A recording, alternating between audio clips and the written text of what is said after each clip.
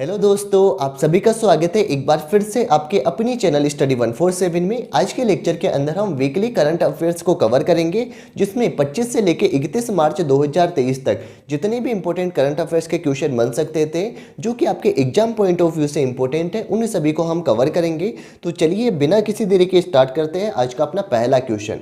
तो पहला क्वेश्चन क्या है कि कौन सा राज्य ये स्वास्थ्य का अधिकार बिल पारित करने वाला देश का पहला राज्य बन गया है, यानी जो राइट टू हेल्थ कानून है यह लाने वाला देश का पहला राज्य कौन सा बना है? राजस्थान राज्य। तो इसका राइट आंसर हो जाएगा option number B, Rajasthan.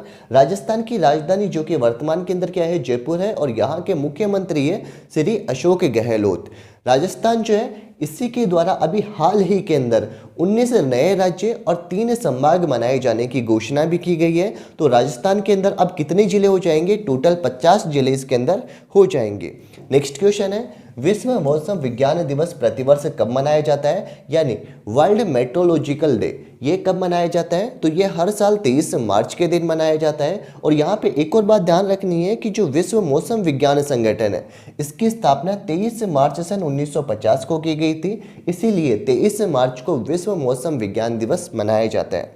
Next question है, विश्व जल दिवस प्रतिवर्ष कब मनाया जाता है? तो जल दिवस जो है ये 22 मार्च के दिन मनाया जाता है, और संयुक्त राष्ट्र महासभा के द्वारा कब? 22 दिसंबर सन 1992 के दिन क्या घोषणा की गई थी कि प्रतिवर्ष विश्व जल दिवस ये हर साल 22 मार्च को मनाया जाएगा। नेक्स्ट क्वेश्चन है, अमेरिकी राष्ट्रपति जो कि वर्तमान में कौन है? जो बाइडन।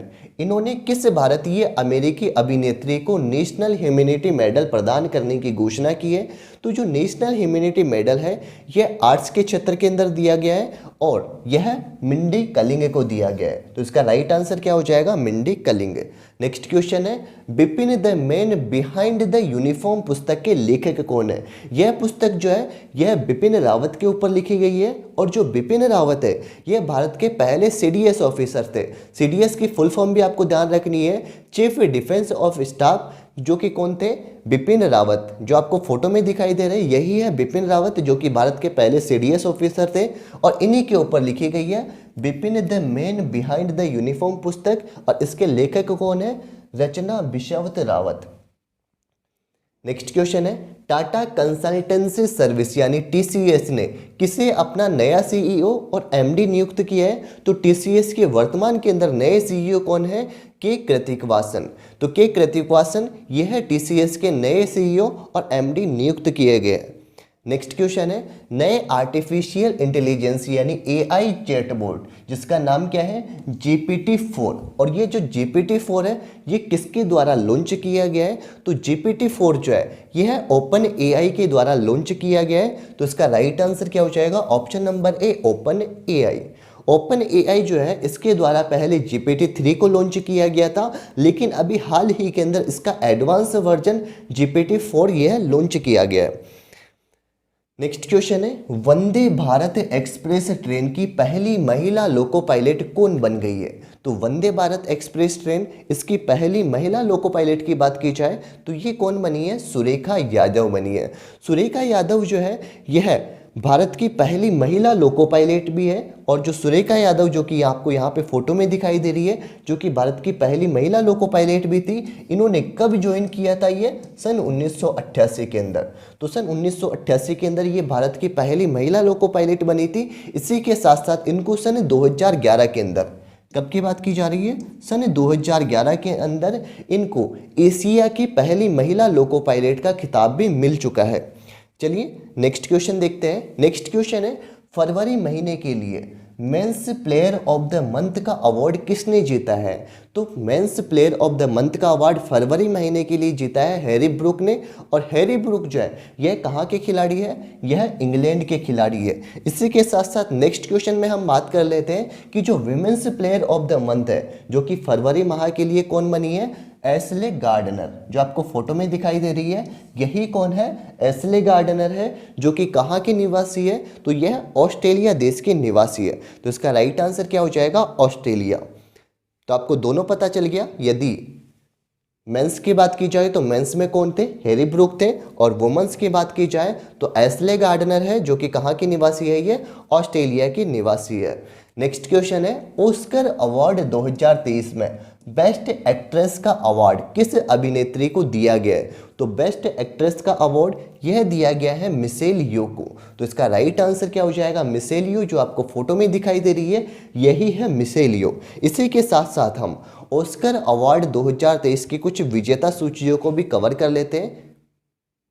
जैसे बात की जाए कि बेस्ट फिल्म का अवार्ड किस फिल्म को दिया गया था, तो बेस्ट फिल्म का अवार्ड ये everything everywhere all at once को दिया गया था। इसी के साथ साथ सर्वश्रेष्ठ अभिनेत्री का अवार्ड जो कि मिशेल यो को दिया गया था। नेक्स्ट सर्वश्रेष्ठ अभिनेता का अवार्ड किसे दिया गया था? ब्रेंडन फ्रेजर को दिया गया था ये अवार्ड। नेक्स्ट यहाँ पे सर्वश्रेष्ठ निदेशक जो कि डेनियल थे। सर्वश्रेष्ठ फिल्म संपादन everything everywhere all at once इन्हीं को दिया गया था, यानी सर्वश्रेष्ठ फिल्म संपादन हो गया या फिर सबसे अच्छी फिल्म का अवार्ड भी इसे ही दिया गया है। सर्वश्रेष्ठ मूल गीत RR से नाटू नाटू को दिया गया था और बेस्ट साउंड का अवार्ड टॉप गन मैवरिक को दिया गया था। तो ये थे कुछ ही ऑस्कर अवार्ड से रिलेटेड इंपॉर्टेंट जीके। चलिए नेक्स्ट क्वेश्चन देख लेते हैं। नेक्स्ट क्वेश्चन है, पीएम मोदी ने किस राज्य में विश्व के सबसे लंबे रेलवे प्लेटफॉर्म का उद्घाटन किया है? तो विश्व का सबसे लंबा रेलवे प्लेटफॉर्म का उद्घाटन कहाँ पे किया गया है? कर्नाटक के अंदर किया गया है। कर्नाटक का जो हुबली रेलवे स्टेशन है, ये जो हुबली रेलवे स्टेशन है यह विश्व का सबसे लंबा प्लेटफॉर्म बनेगा, जिसकी कुल लंबाई कितनी होगी? 1507 मीटर। नेक्स्ट क्वेश्चन है, संतोष ट्रॉफी के 76वें संस्करण का खिताब किस टीम ने जीता है? तो संतोष ट्रॉफी इसका 76वें नंबर का खिताब किसने जीता है? तो ये जीता है कर्नाटक की टीम ने। तो इसका राइट आंसर क्या हो जाएगा? कर्नाटक। कर्नाटक ने 54 साल के बाद में जीती है संतोष ट्रॉफी। यहीं पे आपको क्रिकेट से संबंधित कुछ इंपॉर्टेंट ट्रॉफियाँ हो गई, उनको भी हम कवर कर लेते हैं। जैसे रोहिंगटन ट्रॉफी हो गई, देवधर ट्रॉफी जो कि क्रिकेट से संबंधित है, जीडी बिड़ला ट्रॉफी हो गई, Ranji trophy, Irani cup trophy, CK Naidu trophy, Duleep trophy हो गई, कूच बिहार कप हो गया, एक है अपने पास में झांसी की रानी ट्रॉफी और एक है अपने पास में विजय हजारे ट्रॉफी। तो ये कुछ इंपॉर्टेंट ट्रॉफियाँ कप हो गए जो कि किससे संबंधित है? ये क्रिकेट से संबंधित है। चलिए नेक्स्ट क्वेश्चन की तरफ चलते हैं। नेक्स्ट क्वेश्चन क्या है? शेष भारत यानी रेस्ट ऑफ इंडिया की टीम ने किसे हराकर प्रतिष्ठित ईरानी ट्रॉफी जो है ना इसका खिताब अपने नाम किया है? तो इसके राइट आंसर की बात की जाए तो इसका राइट आंसर क्या हो जाएगा? मध्य प्रदेश। तो मध्य प्रदेश जो है इसी को हराकर रेस्ट ऑफ इंडिया टीम ने ईरानी कप अपने नाम किया है। तो ईरानी कप के विजेता कौन है? ये तो है रेस्ट ऑफ इंडिया, लेकिन इन्होंने हराया किसको था?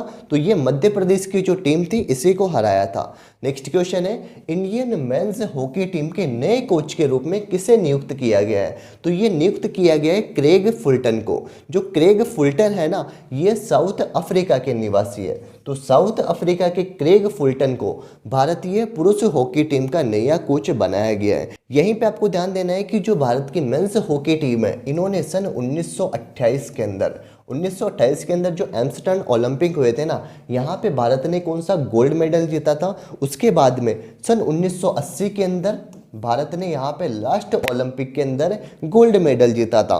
उसके बाद में सन 2020 के अंदर टोक्यो ओलंपिक के अंदर भारत ने कौन सा पदक जीता था? इसके अंदर भारत ने जीता था कांस्य पदक जीता था। नेक्स्ट क्वेश्चन है, हाल ही में भारत के 81वें शतरंज ग्रैंड मास्टर कौन बने? तो 81वें नंबर के ग्रैंड मास्टर जो कि कौन बने? सैयदन दास बने। यहीं पे आपको एक और इम्पोर्टेंट बात ध्यान रखनी है कि यदि क्वेश्चन पूछ ले कि भारत के फर्स्ट ग्रैंड मास्टर कौन थे, तो ये कौन थे? विश्वनाथ आनंद। विश्वनाथ आनंद जो थे ये तो थे भारत के पहले ग्रैंड मास्टर, लेकिन यदि क्वेश्चन पूछ ली कि सबसे युवा ग्रैंड मास्टर कौन थे, किसकी बात की जा रही है? सबसे युवा ग्रैंड मास्टर जो कि कौन थे? अभिमन्यु मिश्रा। ये जो अभिमन्यु मिश्रा है ना, ये भारत के सबसे युवा ग्रैंड मास्टर थे जिन्होंने 12 साल की उम्र के अंदर ग्रैंड मास्टर का खिताब अपने नाम किया था। लेकिन यहीं पे बात कर लेते हैं कि सबसे युवा तो अभिमन्यु हो गए, लेकिन सेकंड नंबर पे सबसे युवा कौन थे? ये थे डी गुकेश। डी गुकेश जो थे ना, ये सेकंड नंबर के सबसे युवा ग्रैंड मास्टर थे। चलिए नेक्स्ट क्वेश्चन है, नागालैंड विधानसभा के लिए निर्वाचित होने वाली पहली महिला विधायक कौन बनी है? तो इसका राइट आंसर क्या हो जाएगा? हेकानी जाखलू। तो हेकानी जाखलू जो कि नागालैंड के लिए निर्वाचित होने वाली पहली महिला विधायिका बनी है। इसी के साथ साथ आपको नागालैंड जो है इसकी राजधानी भी याद रखनी है। नागालैंड की राजधानी क्या है? कोहिमा जो है ये यहाँ की राजधानी हो जाएगी। और नागालैंड राज्य जो है ना, यहीं पे एक उत्सव मनाया जाता है जिसका नाम क्या हो जाएगा? हॉर्नबिल उत्सव। तो हॉर्नबिल उत्सव यह नागालैंड राज्य के अंदर मनाया जाता है। और नागालैंड की स्थापना कब की गई थी? 1 दिसंबर सन 1963 को। नेक्स्ट क्वेश्चन है, एक्सरसाइज डस्टलिक 2023 का आयोजन भारत और किस देश के मध्य आयोजित किया जा रहा है? तो जो एक्सरसाइज डस्टलिक है यानी डस्टलिक युद्ध अभ्यास जो हो गया, ये एक तो भारत हो गया और एक हो गया उज्बेकिस्तान। तो भारत है और उज्बेकिस्तान, इन दोनों के मध्य एक्सरसाइज डस्टलिक इसका आयोजन किया जाता है। चलिए नेक्स्ट क्वेश्चन की तरफ चलते हैं। नेक्स्ट क्वेश्चन, यहाँ पे कुछ इंपॉर्टेंट जितने भी एक्सरसाइज थे उनको भी हम कवर कर लेते हैं, जैसे कि टाइगर ट्रम्प युद्ध अभ्यास और एक अपने पास में वज्र प्रहार युद्ध अभ्यास। ये दोनों के दोनों भारत और अमेरिका के मध्य आयोजित किए जाते हैं। इसी के साथ साथ सूर्य किरण युद्ध अभ्यास जो कि कहाँ पे? भारत और नेपाल के मध्य आयोजित किया जाता है। गरुड़ युद्ध अभ्यास हो गया, वरुण हो गया और एक शक्ति हो गया। ये तीनों की तीनों युद्ध अभ्यास कहाँ पे? भारत और फ्रांस के मध्य इनका आयोजन किया जाता है। नेक्स्ट है इंद्रधनुष युद्ध अभ्यास। इंद्रधनुष युद्ध अभ्यास जो कि भारत और ब्रिटेन के मध्य किया जाता है। नेक्स्ट है अजय वारियर हो गया और एक है अपने पास में कोकण युद्ध अभ्यास। दोनों के दोनों कहाँ पे? भारत और ब्रिटेन के मध्य इनका आयोजन किया जाता है। नेक्स्ट है संप्रीति युद्ध अभ्यास जो कि भारत और बांग्लादेश के मध्य इनका आयोजन किया जाता है। नेक्स्ट है वोंगो सागर युद्ध अभ्यास जो कि भारत और बांग्लादेश के मध्य आयोजित होता है। एक अपने पास में इंद्र युद्ध अभ्यास। इंद्र युद्ध अभ्यास जो है ये भारत और रूस के मध्य आयोजित किया जाता है। यहाँ पे मैंने एक और बताया था, क्या था? इंद्रधनुष युद्ध अभ्यास। इंद्रधनुष जो है ये तो भारत और ब्रिटेन के मध्य आयोजित किया जाता है, लेकिन यदि क्वेश्चन पूछ ले कि ओनली इंद्र युद्ध अभ्यास कहाँ पे आयोजित किया जाता है, तो भारत और रूस के मध्य इसका आयोजन किया जाता है। नेक्स्ट अपने पास में धर्म गार्जियन और वीर गार्जियन, ये दोनों के दोनों भारत और जापान के मध्य आयोजित किए जाते हैं। एक अपने पास में मालाबार युद्ध अभ्यास जो कि भारत, अमेरिका, जापान और ऑस्ट्रेलिया, इन चारों देशों के मध्य आयोजित किया जाता है मालाबार युद्ध अभ्यास। नेक्स्ट अपने पास में मैत्री युद्ध अभ्यास जो कि भारत और थाईलैंड के मध्य आयोजित किया जाता है। समुद्र शक्ति हो गया जो कि भारत और इंडोनेशिया के मध्य इसका आयोजन किया जाता है। इक्विलिब्रियम जो कि भारत और मालदीव के मध्य इसका आयोजन किया जाता है। नेक्स्ट अपने पास में हैंड इन हैंड, तो हैंड इन हैंड जो कि भारत और चीन के मध्य इसका आयोजन किया जाता है। और लास्ट अपने पास में खंजर युद्ध अभ्यास। खंजर जो है यह भारत और किर्गिस्तान के मध्य इनका आयोजन किया जाता है। तो ये थे कुछ इंपॉर्टेंट युद्ध अभ्यास जो कि आपके एग्जाम पॉइंट ऑफ व्यू से इंपॉर्टेंट है। चलिए नेक्स्ट क्वेश्चन है, विश्व टीबी दिवस यह प्रतिवर्ष कब मनाया जाता है? तो विश्व टीबी दिवस जो है ये हर साल मनाया जाता है 24 मार्च के दिन। यहीं पे आपको एक और बात ध्यान रखनी है कि जो विश्व स्वास्थ्य संगठन है यानी WHO, इसके द्वारा ये लक्ष्य रखा गया है 2030 तक कि टीबी जो है इसको बिल्कुल समाप्त करना है। तो टीबी को समाप्त करने का लक्ष्य ये 2030 तक किसके द्वारा रखा गया है? WHO के द्वारा रखा गया है। लेकिन टीबी को समाप्त करने का लक्ष्य यदि क्वेश्चन पूछ ले कि भारत के द्वारा कब रखा गया है, तो भारत के द्वारा ये 2025 तक रखा गया है। लेकिन WHO के द्वारा ये लक्ष्य कब तक रखा गया है? यह 2030 तक रखा गया है। चलिए यहीं पे हम भारत सरकार के कुछ आगामी लक्ष्य जो है इनको भी हम कवर कर लेते हैं। जैसे कि भारत को ऊर्जा स्वतंत्र बनाने का लक्ष्य कब तक रखा गया है? ये 2047 तक रखा गया है। भारत के द्वारा नेट जीरो का लक्ष्य 2070 तक रखा गया है। HIV एड्स को खत्म करने का लक्ष्य जो कि कब तक रखा गया है? सन 2030 तक ये लक्ष्य रखा गया है। नेक्स्ट है भारतीय रेलवे को ग्रीन रेलवे बनाने का लक्ष्य 2030 तक रखा गया है। और एक है भारत से पूर्ण रूप से मलेरिया उन्मूलन, इसका लक्ष्य कब तक? 2030 तक रखा गया है। एक है अपने पास में भारत को टीबी मुक्त देश बनाना, इसका लक्ष्य 2025 तक, ये तो भारत के द्वारा रखा गया है। लेकिन 2030 तक किसके द्वारा रखा गया था? यह WHO के द्वारा रखा गया है। नेक्स्ट सबके लिए आवास मुहैया करवाना, यह पहले लक्ष्य कब तक था, 2022 तक था, लेकिन इसको अब बढ़ाकर कब तक कर दिया गया है, यह 2024 तक के लिए कर दिया गया है। चलिए नेक्स्ट क्वेश्चन है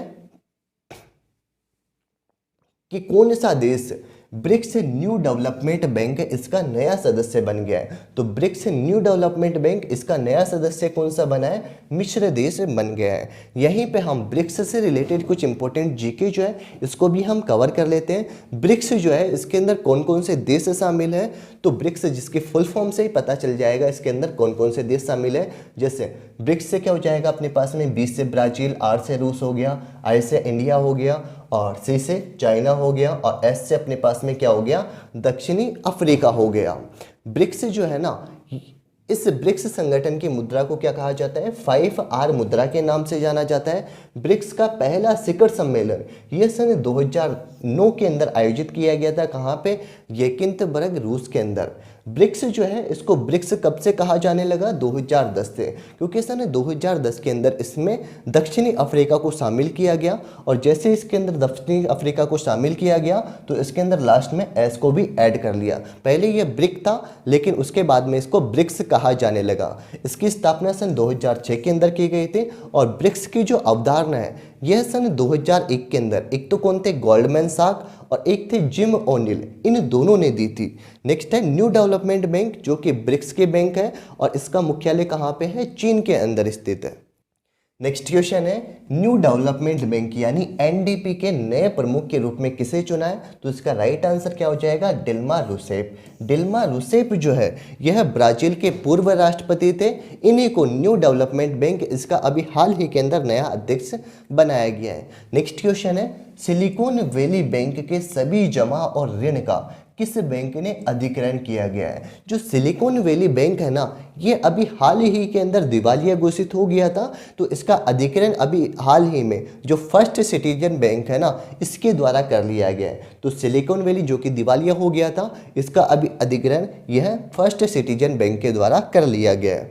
नेक्स्ट क्वेश्चन है वर्ष 2023 के लिए असम का सर्वोच्च नागरिक पुरस्कार असम वैभव, ये इससे किसे सम्मानित किया गया है, तो असम वैभव पुरस्कार जो है ना, ये डॉक्टर तपन सेकिया को दिया गया है। जो असम वैभव पुरस्कार है ये असम का सर्वोच्च नागरिक पुरस्कार है, जो कि अभी हाल ही में डॉक्टर तपन सेकिया को दिया गया है, और ये पुरस्कार राज्य में कैंसर देखभाल के क्षेत्र में विशिष्ट योगदान के लिए दिया जाता है।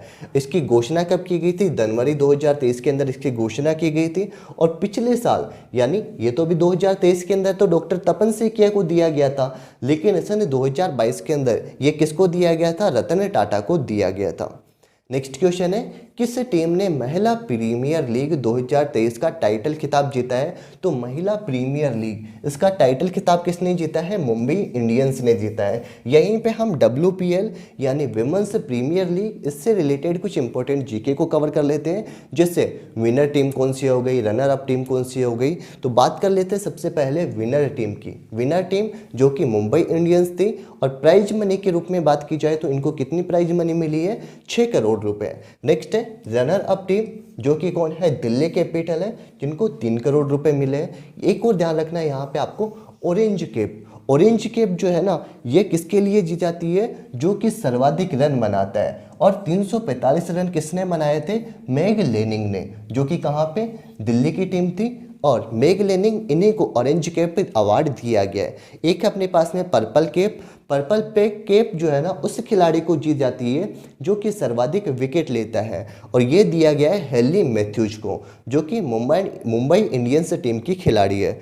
मोस्ट वैल्यूएबल प्लेयर यह भी हेनली मैथ्यूज को दिया गया है। नेक्स्ट है इमर्जिंग प्लेयर, जो कि यास्तिका भाटिया को दिया गया है। तो ये कुछ इंपॉर्टेंट अवार्ड आपको ध्यान रखने हैं, जैसे winner up team Mumbai Indians हो गई, रनर अप टीम हो गई दिल्ली कैपिटल, ऑरेंज कैप सर्वाधिक रन के लिए मैग लेनिंग को दी गई है, जो कि कहाँ की टीम है, दिल्ली की है। पर्पल कैप जो कि हेनली मैथ्यूज को दिया गया है, जो कि मुंबई इंडियंस टीम की खिलाड़ी है। Most valuable player Henley Matthews को दिया गया है, और इमर्जिंग प्लेयर का अवार्ड किसको दिया गया है, यास्तिका भाटिया को दिया गया है। चलिए नेक्स्ट क्वेश्चन है हाल ही में गणित का नोबेल, जिसे क्या कहा जाता है, एबल पुरस्कार, ये 2023 में किसे प्रदान किया गया है, तो एबल पुरस्कार 2023 के अंदर लुइस कैप्रेली को दिया गया है। और लुइस कैफ्रेल को इनको ये अवार्ड दिया गया है। और एबल पुरस्कार जो है ये नॉर्वे के राजा के द्वारा दिया जाता है। एबल पुरस्कार जो है इसकी शुरुआत कब की गई थी? तो इसकी शुरुआत या फिर स्थापना की बात की जाए तो इसकी स्थापना जो है यह सन 2002 के अंदर की गई थी। और सन 2003 के अंदर पहली बार ये अवार्ड जो है ना, ये फर्स्ट बार अवार्ड यह जैन पियरीचे को दिया गया था। किसे? पहली बार ये अवार्ड जो है यह जिन पियरे को दिया गया था। और ये अवार्ड कब दिया गया था? सन 2003 के अंदर ये अवार्ड दिया गया। नेक्स्ट क्वेश्चन है, पोषण अभियान के तहत प्रतिवर्ष पोषण पखवाड़ा बनाया जाता है। तो पोषण अभियान जो है ये कब प्रारंभ किया गया था? तो पोषण अभियान जो है ये वर्ष 2018 के अंदर इसकी शुरुआत की गई थी। यहाँ पे मैं बता दूं कि जो पोषण पखवाड़ा है, ये जो पोषण पखवाड़ा है ये 2023 के अंदर, ये पोषण पखवाड़ा जो कि 2023 के अंदर मनाया जा रहा है, ये 2023 के अंदर पोषण पखवाड़ा बनाया जा रहा है। और कब से कब तक बनाया जाएगा? ये 20 मार्च से लेकर 3 अप्रैल तक पोषण पखवाड़ा बनाया जाएगा। किसके द्वारा बनाया जा रहा है? ये महिला एवं बाल विकास मंत्रालय के द्वारा इसको बनाया जाएगा। इसकी थीम की बात की जाए तो सभी के लिए पोषण, एक साथ स्वस्थ भारत की ओर, तो ये हो जाएगी, इसकी थीम हो जाएगी। और उद्देश्य क्या है? जन आंदोलन और जन भागीदारों के माध्यम से पोषण के महत्व के बारे में जागरूकता बढ़ाना और खाने की स्वस्थ आदतों को बढ़ावा देना, ये हो जाएगा, इसका उद्देश्य हो जाएगा। तो पोषण पखवाड़ा जो कि अभी हाल ही के अंदर मनाया गया है और पोषण अभियान जो है इसकी शुरुआत वर्ष 2018 के अंदर की गई थी। नेक्स्ट क्वेश्चन है, दुनिया का सबसे बड़ा सेमीकंडक्टर चिप निर्माण केंद्र कहाँ स्थापित किया जाएगा? तो इसका राइट आंसर हो जाएगा दक्षिणी कोरिया। और दक्षिणी कोरिया की राजधानी क्या है? सियोल। नेक्स्ट क्वेश्चन है, हाल ही में मानव हाथी संघर्ष को रोकने के लिए गज मित्र पहल यह कहाँ प्रारंभ की गई है? तो गज मित्र पहल जो है यह पश्चिमी बंगाल के अंदर इसकी पहल की गई है, यानी पश्चिम बंगाल के अंदर गज मित्र पहल जो है इसकी शुरुआत की गई है। और इसके लिए 600 स्थानीय व्यक्तियों को इसके अंदर नियुक्त किया जाएगा। नेक्स्ट क्वेश्चन है, भगत सिंह हो गए, राजगुरु हो गए और एक हो गए सुखदेव, इनको श्रद्धांजलि देने के लिए प्रतिवर्ष शहीद दिवस ये कब मनाया जाता है? तो शहीद दिवस जो है ये प्रतिवर्ष मनाया जाता है 23 मार्च को। कब मनाया जाता है? 23 मार्च के दिन यह बनाया जाता है। तो आज का अपना लास्ट क्वेश्चन है कि एशिया के सबसे बड़े 4 मीटर अंतर्राष्ट्रीय लिक्विड मिरर टेलीस्कोप का उद्घाटन कहाँ किया गया है? तो इसका राइट आंसर क्या हो जाएगा? उत्तराखंड के देवस्थल के अंदर इसका उद्घाटन किया गया है। और इसका व्यास कितना है? 4 सेंटीमीटर। ये 4 मीटर जो है ना ये इसका व्यास हो जाएगा। यहीं पर आपको ध्यान देना है कि ये जो लिक्विड मिरर टेलीस्कोप है इसका उद्घाटन एक संस्थान के द्वारा किया गया था, एक इंस्टीट्यूट के द्वारा, जिसका नाम क्या हो जाएगा? एराइस।